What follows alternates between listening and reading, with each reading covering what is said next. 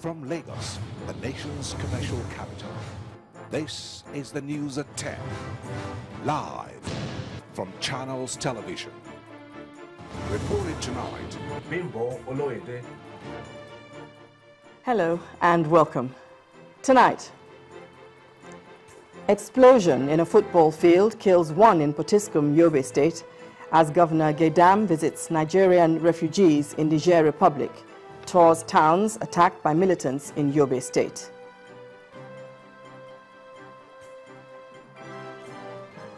Insurgency and 2015 general elections dominate discussions as experts in London examine the challenges before Nigeria next year. Education comes under scrutiny as we continue our 2014 review. And for a second day, search for missing AirAsia Indonesia flight ends after an official says planes could be at the bottom of the sea. On business news, capital market operators welcome extended deadline on recapitalization as financial markets resume from the holiday.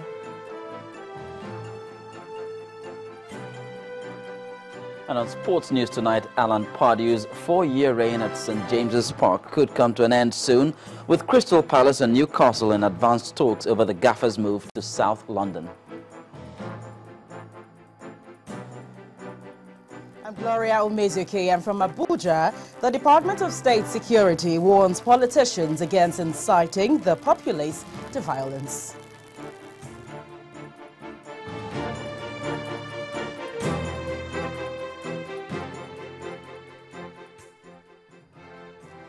An explosive device buried in a football field has killed one person in Potiskum, Yobe State, northeast Nigeria.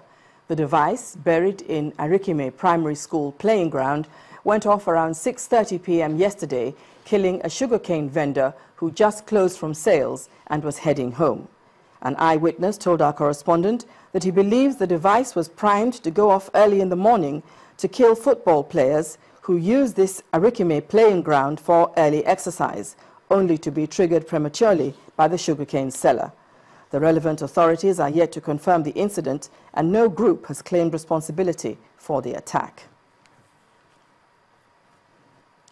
Meanwhile, the Yobe State Governor, Ibrahim Gaidam, has visited Mena Soroa in neighboring Niger Republic, where more than 4,000 residents of Gaidam, Kanama and Yunusari have sought refuge following continued attacks by Boko Haram militants. The governor was conducted around the camp by the head of Diffa region in the country, Alhaji Yakubu Usman, who said that 1,385 of the refugees are camped and fed by the Niger government, while 3,000 live with friends and relatives in Mena Soroa town. Addressing the refugees, Governor Gaidam promised that the state government will extend support to them. Some of the displaced persons expressed regret that the security forces could not provide adequate security for them and demanded for timely government intervention to enable them return to their homes. The governor had earlier visited Gaidam community in the northern part of Yobe State to commiserate with the people and to assure them of government support after the devastating attack on the community last week. He inspected the military base in the area, the divisional police station, the local government secretariat, and the Gaidam market, which were damaged by the insurgents. The situation is very unfortunate, very devastating. The act of the insurgents is inhuman, ungodly, and extremely unfortunate. As far as what we have seen now in the market, Gaidam has no anything like what we call market for now. Everything has been burned to ashes. These are senseless acts by the insurgents. Whoever were the perpetrators of these acts, they will see their repercussion. Cameroon says its military has carried out the first round of airstrikes against Boko Haram in northern Nigeria after the group overran a military base and attacked 5 villages. Army spokesperson Lieutenant Colonel Didier Bajek confirmed that about 1,000 militants attacked the villages, including Amchide, and seized the nearby military base where they raised their black flag. He also confirmed that the Cameroonian president, Paul Biya, had ordered the Air Force to intervene and force the militants out. He said the airstrikes would be a lesson to Boko Haram that it faced a hard reaction if it attacked Cameroon again, as the government is determined to use all its capability to protect its territory.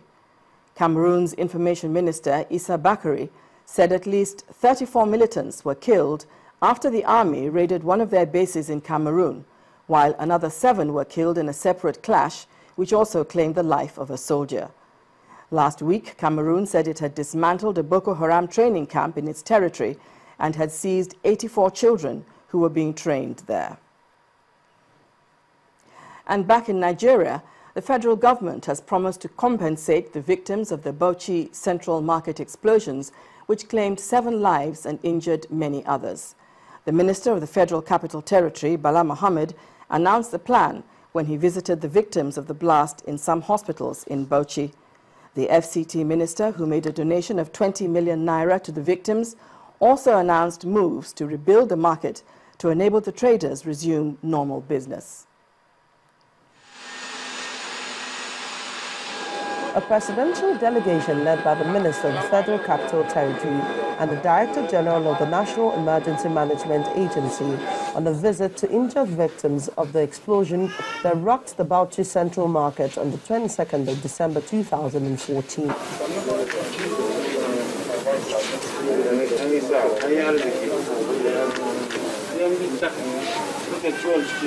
According to the delegation, the visit is to show government's solidarity with the victims and provide the much-needed succor at a time like this. They made a donation of 20 million naira to the victims for them to rebuild their lives. And for those who have lost their properties, we are ready. The DJ Onema and myself have given the sum of 20 million naira as a starting point for it to provide succor and solace to those who are in need and those who must be taken care of because the breadwinners have died. We are here at the instance of Mr. President to commensurate with the good people of Bauchi State, especially the victim of this attack. We have brought here to the hospital quite a number of medical consumables, different medical consumables, to be able to support this hospital to continue to take care of these victims. Some of the victims recount their experiences and urge government to make good its promise because they have been paying their medical bills from their pockets. Every time I'm sleeping inside room, I don't know how the thing came. I just had a dream. I said, Ma, wake up, come parlor. I come parlor, I can't see fire, I don't already catch. Well, we are trying, we have been buying medicine since we came here. Nothing has been given. All the treatment and other things, we use our pocket and buy medicine. These victims and many others expect government to keep to its words and help them continue to live productive lives. Amaka Okafu, Channels Television News. To politics now, the forthcoming 2015 general elections have no doubt generated intense heat across the country. But the true test of the exercise is not just what the politicians or INEC does, but what the people allow to happen. Director of African Leadership Center and security specialist Dr. Fumi Olonishakin said this in a chat with Channels Television in London, where he pointed out that Nigerians must raise the stakes of dialogue by setting the agenda for issues that will define the election.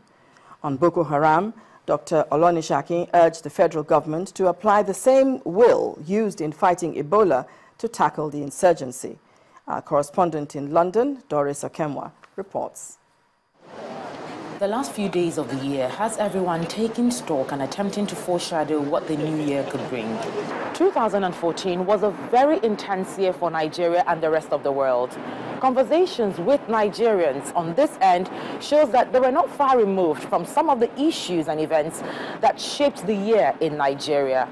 From academic experts to professionals from other spheres, the shared aspiration is that in 2015, it should not be business as usual in Nigeria. Insecurity, the Ebola crisis, and 2015 elections dominated popular discourses among the diaspora.